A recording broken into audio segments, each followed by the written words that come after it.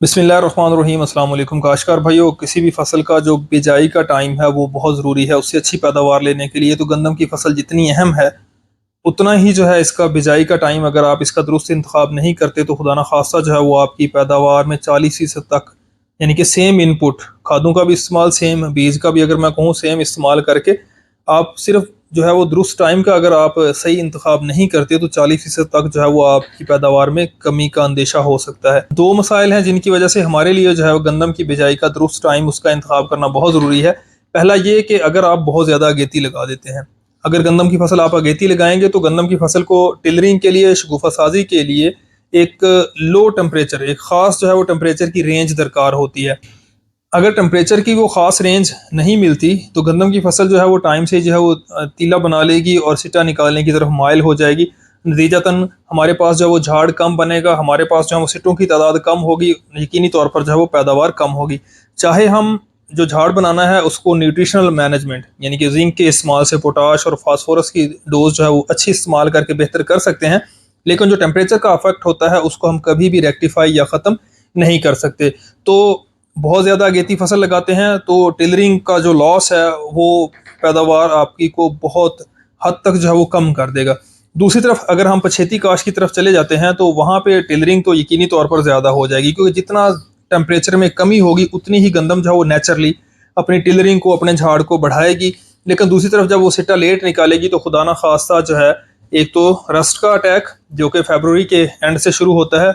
उसका खतरा हो सकता है। दूसरे नंबर पे जो मेन चीज़ है वो है टर्मिनल हीट स्ट्रेस, यानी कि गंदम के पकने के दिनों में अगर टेम्परेचर जो है वो अचानक बढ़ जाता है, ज़्यादा हो जाता है, तो आपके दानों की भराई जो है वो मुकम्मल नहीं होगी, तो आपकी पैदावार जो है वहाँ पे भी मुतासर हो सकती है। तो आज की वीडियो में हम पंजाब के मुख्तलिफ इलाकों जिनमें शुमाली, वस्ती, जनूबी पंजाब है, उसमें गंदम की काश्त का बेहतरीन टाइम, यानी कि ये वो टाइम होगा इससे पहले आपने कोशिश करनी है कि अपनी गंदम की फसल आप ना लगाएं। इस टाइम के बाद फिर जैसे जैसे आगे आप जाते जाएंगे तो पछेती होती जाएगी, लेकिन जो आइडियल टाइम है जो मेरे नज़दीक है पिछले 7-8 साल के तजर्बे से, उसके मुतालिक हम बात करेंगे। तो अगर हम शुमाली पंजाब की बात करें तो वहाँ पे आप गंदम की काश्त जो है 20 से 28 अक्टूबर या 30 अक्टूबर तक जो है वो बेहतरीन टाइम है, आप कर सकते हैं।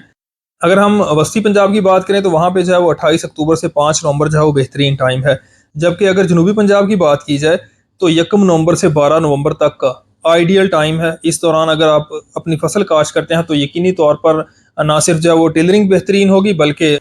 एंड पे जो है वो टर्मिनल हीट स्ट्रेस का जो है वो भी खतरा कम से कम होगा। तो अगर आप अपनी गंदम की फसल से अच्छी पैदावार लेना चाहते हैं तो इस टाइम स्लॉट को जो मैंने सिफारिश की है इसका इंतखाब करें। अगर आप बहुत अगेता किसी वजह से जो है वो अपनी फसल को काश्त करते हैं, पानी का कोई मसला है आपका, जिस तरह से रौनी है या पानी की दस्तियाबी है, तो फिर अपना जो है वो वैरायटीज़ का दुरुस्त इंतखाब करें, ऐसी वैरायटीज़ लगाएं जो अगेती में अच्छा परफॉर्म करती हैं। और अगर खुदा न खास्ता आप बहुत पछेते चले जाते हैं तो फिर भी वैरायटीज़ का इंतखाब जो है वो आपका बहुत अहम होगा। वहाँ पे वैरायटीज़ का ऐसी का इंतखाब करें जो कम वक्त में निस्बतन मैच्योर होती हैं, ताकि टर्मिनल हीट स्ट्रेस या रस्ट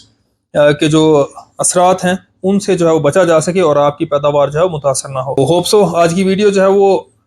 गंदम के बिजाई के टाइम के इंतखाब के लिए आपके लिए हेल्पफुल होगी। अगर आपका रबी की फसलों जिसमें गंदम है, राया है, दालें हैं, उनकी मैनेजमेंट के हवाले से किसी किस्म का क्वेश्चन हो तो आप कमेंट बॉक्स में डायरेक्ट व्हाट्सएप के थ्रू या इस वीडियो की डिस्क्रिप्शन में हमने अपना व्हाट्सएप ग्रुप का लिंक दिया हुआ है, आप वहाँ से हमें व्हाट्सएप ग्रुप में ज्वाइन कर सकते हैं।